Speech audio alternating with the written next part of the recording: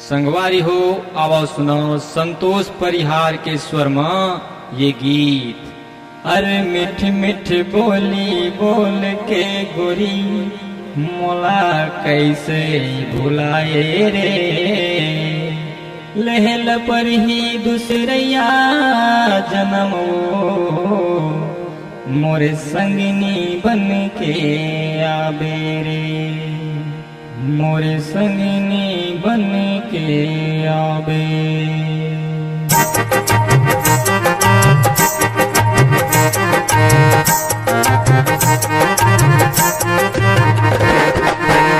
आओ मिठ लबरी फसाए काबर वो, आओ मिठ लबरी फसाए काबर वो, माया देखे मोला रवाए काबर वो, दगा देखे मोला धरसाए काबर वो।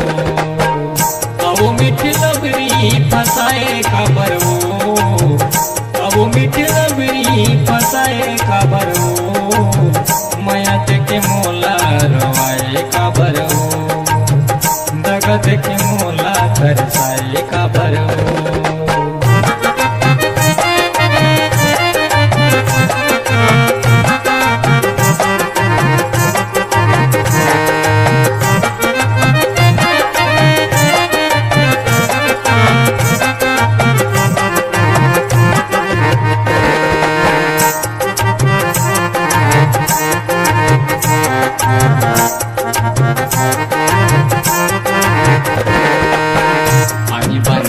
के रानी नए गोटियावत रहे, हंस हंस के वो बैरी तीर मत आवत रहे। आनी बानी बोल के रानी नए गोटियावत रहे, हंस हंस के रे बैरी तीर मत आवत रहे। लबिलावत रहे तीर मत आवत रहे, मन लबिलावत रहे तीर मत आवत रहे। तीर मायावत रहे मन लमिलावत रहे, तीर मायावत रहे मन लमिलावत रहे ना। ऊपर छवा मयला तै देखावत रहे ना। अब यह कोनो दूसर पाके हंसका तै फोन में बात भी नहीं करस मोर से। आओ मिठ लबरी फसाए काबर वो, आओ मिठ लबरी फसाए काबर वो, माया देखे मोला रवाए काबर वो, दगा देखे मोला धरसाए काबर वो।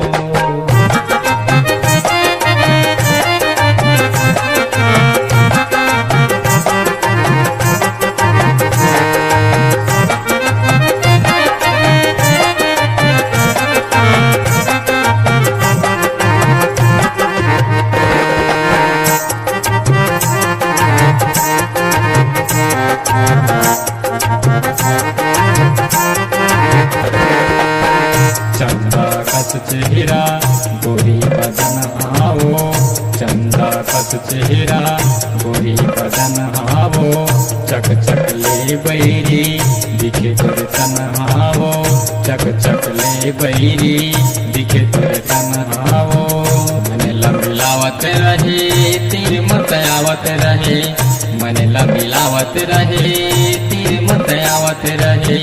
तीर मायावत रहे मन लमिलावत रहे, तीर मायावत रहे मन लमिलावत रहे ना।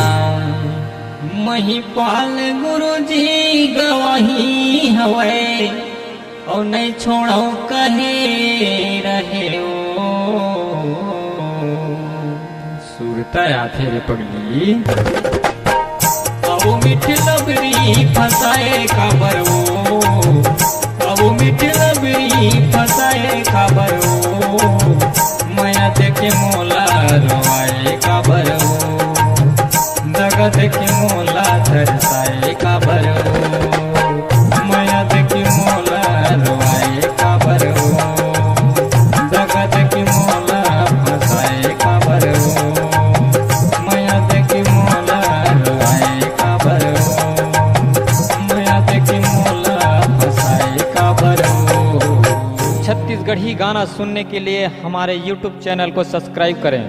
और नए नए अपडेट पाने के लिए बेल आइकॉन को प्रेस करें।